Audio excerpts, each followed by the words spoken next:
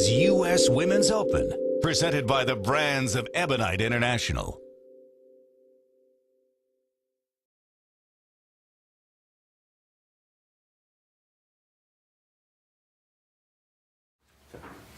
Well, hello, we're back here at the Ebonite Test Center. My name is Del Warren, Vice President of the Kegel Training Center, and I'm here with Kelly Kulick, Liz Johnson, and this is segment 2. And we're here talking about the segment on lane play, particularly how we play the pattern for the 2011 BPA US Open, which I know that everyone that's getting ready to bowl, that's the first thing they want to know is, what pattern are we putting down and how do we play it. And the girls here had a chance to bowl on it quite a long time here this morning. I had a chance to watch them, and so Kelly, why don't you tell everyone specifically, where did you slide, what did you look at, where were you trying to throw it? Well, again, because the pattern allowed for multiple angles, I started right in my comfort zone, which for me is right around the third arrow. As I threw a few information deliveries, I was able to decipher I was going to play around 17 at the arrows. So for me, I stood somewhere around 25, 26 with my feet. I slid around 28 at the dots at the foul line, and my ball directly went through 17, 16 at the arrows, and then at the exit point was right around 7, 8 at the end of the pattern. Great, that's exactly what I saw. And you got pretty deep pretty fast on the fresh, and usually you don't see that even on a medium pattern, but again, as we're talking about this pattern, it's going to allow for different angles, different strategies in order to play the lane and be successful. Liz, were you that deep? Not quite. With the information about the pattern, I started right in a comfort zone, right around standing 12, 13 with my feet, looking about 7, 8, and sliding about 15 with something that's really stable, strong ball. And yeah, and I looked at both your cats, which we're going to show the audience here. We actually have 10 shots from each, both Kelly and Liz. And catch numbers will verify that that's exactly where they were playing. And it's interesting because their ball paths are so different on the fresh. And again, usually don't see that. You usually see the best players in the world jump right on top of each other. But what's interesting is that really the only difference was your launch angles. You were playing in different parts of the lane. But that ball was migrating to the 7 to 11 board window that we talked about using the pattern length minus 31 that we do at the Kegel Training Center. So that is very consistent.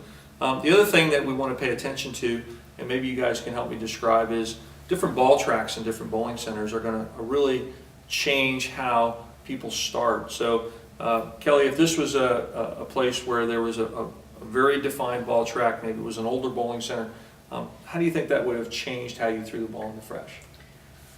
Well, if there was a defined track, I would try to play closer to it, because that's where the friction is developed and that's where the ball is going to change direction. So for me, I might go to a weaker type bowling ball and try to play on top of it longer until the lanes broke down even more.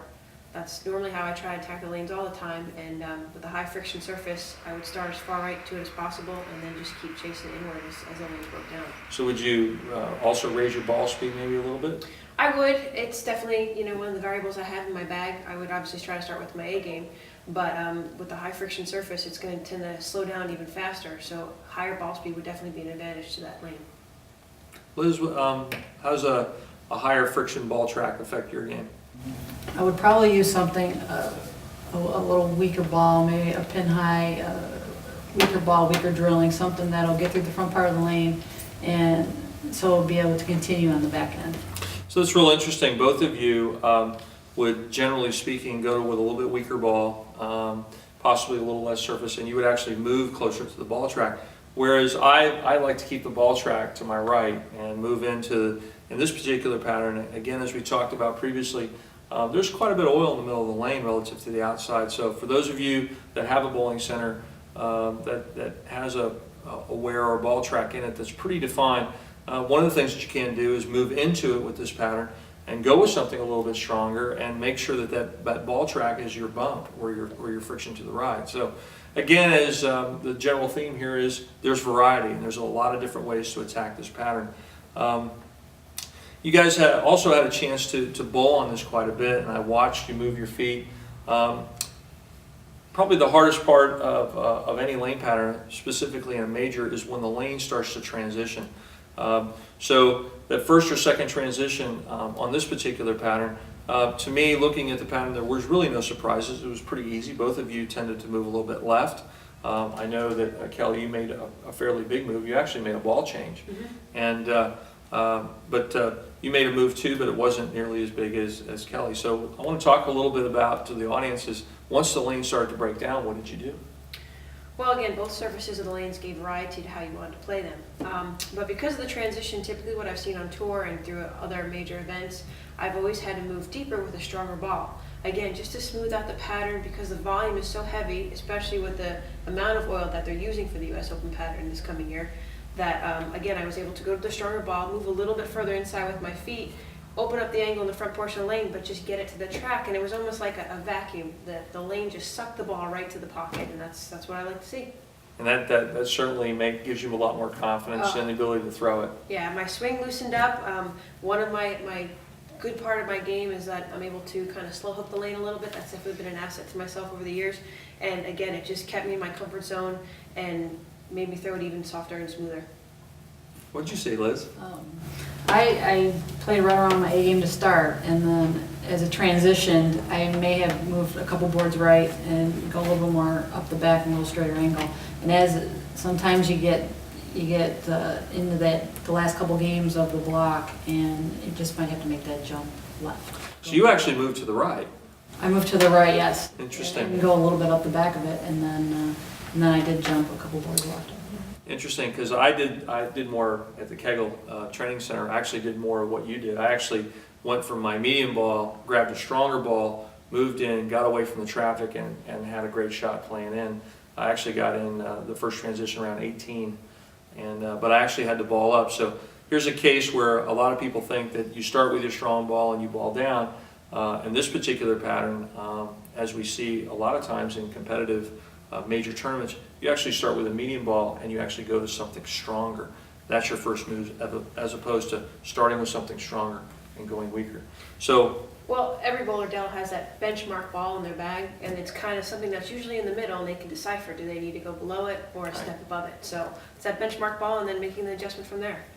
that's it, and that's exactly usually where I start. And I agree with Kelly. Usually the benchmark ball, and if you go maybe a little bit weaker than that, or even go a little stronger than that when you start to hit that transition. yeah. And usually benchmark for some of you out there, that's usually your favorite ball. That's the ball that you have the most confidence in. It's like your favorite pair of jeans. And it's also the ball that you can tend to use on a lot of different lane conditions. And ironically, it's the ball that you usually have the most confidence in. And that will also tell you which way to go, whether you want to go something a little bit weaker or something a little bit stronger. So this is great conversation. And that leads us to, what do you guys think the particular pattern is going to look like? You guys have bowled a lot of majors. When the lanes at the end of the block really start to hook. A lot of times, especially for the ladies, that can sometimes be a challenge because most of the time in that scenario you have to move in. And I know that in the past the belief has been that you had to have throw a lot of bowling ball in order to play the inside angles. We certainly see with the girls team at Weber International, that's not the case at all. That you just you move in, you play a little bit tighter angles, and you go with something a little bit shinier, and maybe something that stays on line and kicks down the lane. So in your experience looking at this pattern, what do you think is going to happen in the later games? Well, for me particularly, the medium length pattern, it's going to cause my angles to be even bigger through the front portion of the lane. So as I start to move deeper inside the lane, my angles are going to open up. I'm still going to be able to get it to that exit point around 7 or 11 at the back portion of the lane, but I'm sure I'm going to be laying the ball down somewhere around 30, 35, somewhere around there, going between 20 and 25, but still getting to that same exit point. So for me, I know for a fact, and for the high rev rate players, our angles will just get a little bit bigger through the front portion of the lane and still try to hit the pocket and carry. Is that what you're going to do? Yeah, for me personally, I probably use something, obviously something's going to get through the front part of the lane, but I like to do moves with more like my hand position, or even maybe loft a little bit more, and maybe use something a little more stable so nothing's going to jump. If it's not going to go, if it's going to go too long, something's going to squirt down the lane. It's going to go too long or put too much in the back end. So do you find that, and I have here in my notes because we see this more and more in today's game that as the lanes break down, the lane's actually wet dry, where the dry part of the lane in the front gets so dry that if you hit it, you literally go Brooklyn or miss the head pin to the left. And then if you get it in the front part of the lane in the fresh, which by then you're 17, 18, 19, 20 or left, the ball never hooks. So one of the scenarios that I think it probably could occur here is more like what you talked about, where the lane actually wet dries. And what I like to do and recommend to some of the students, particularly again working with the girls team at Weber, is using something a little more stable, using something that doesn't really respond all that hard, something with a little less surface, a little more polish, where they can actually move their focal points left, closer to the right side of the 3-pin, and keep the ball on line and get rid of that wet dry, but yet still have oil to the left and dry to the right. With today's bowling balls, you just need a little more axis rotation to knock the corner pin down. So again, there's several scenarios here, and I know that each one of you are going to attack those scenarios differently.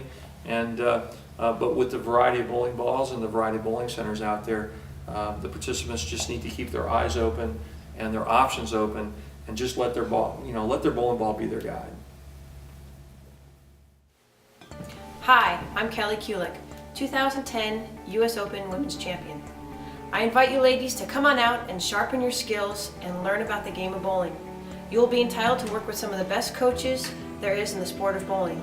If you're looking to sharpen your skills, learn about the US Open pattern, and someday be a future competitor in this event, I encourage you to come out, put on your shoes, tie them up, and give it a go. You too can bowl to win. Bowling's U.S. Women's Open, presented by the Brands of Ebonite International.